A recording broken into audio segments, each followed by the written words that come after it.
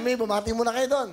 Magandang araw po. Binabati ko po ang mga magulang ko na nasa Cavite. Mama, Papa, kamusta po kayo?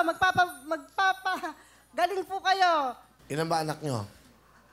Actually, Will, twice akong nabiyuda. Hindi po ako nahihiya. Yung una yung asawa, namatay. Namatay. May Opo. anak ba kayo doon? May anak po. Ilan? Isa po. Pangalawang asawa ulit. Isa rin po. Dalawa na yung patay yung asawa. Opo. Ano pa ang asawa nyo? Ngayon? Yung nonit po. Nonet. Ingat, ha? At ano naman ang trabaho nyo bilang isang ano kayo? Ako po isang lady bus driver. Wow, bus driver, ha? Opo. Lady bus driver. Hindi ba mahirap? Mahirap na masarap, Will. Kinakaya, Will, dahil para sa mga bata. Pero dakila ka, eh. Okay, sige. Sino ang kasama nyo? Kasama ko po ang aking mabait at magandang anak na nakapagtapos ng Business Administration na si Ira! Wow. Ganda hapon, Kuya Will! Magandang hapon sa'yo. Ira, no? Ira po. O, tingnan ko lang yung mga pictures nila. Hindi, okay. Diyan na kayo.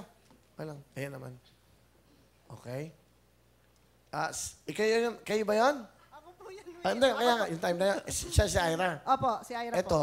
Si Ira pa rin po. So, siya pa lang nakapagpatapos mo? Siya pa lang po, kasi dadalawa naman po sila. Siya po yung panganay. Yung isa, kaaral. Opo, nag-aral po, grade 12.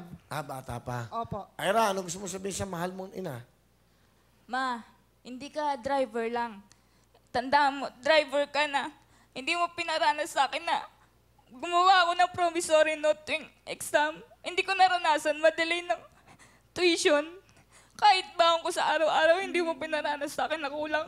Pamasahe ko laging kompleto.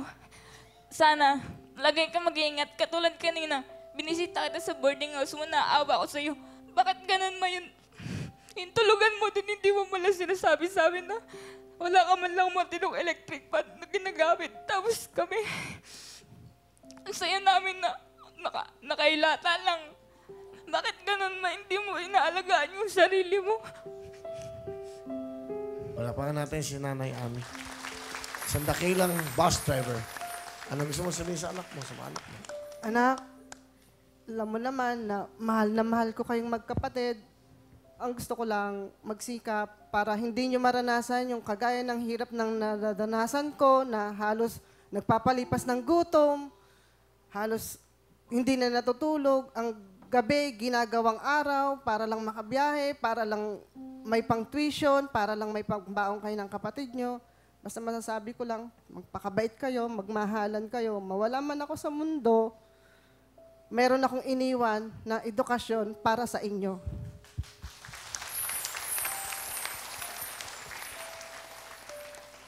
Galing, na. Puro sakripisyo para sa sarili. Parang feeling ko sa nanay mo, hindi nakakabili ng panty to. Na, siguro. Ganun eh. Di ba? Yung hangin, nakasabi. Totoo, Kuya Will, totoo. Tama ako? Tama ako? Kasi wala na siyang panahon.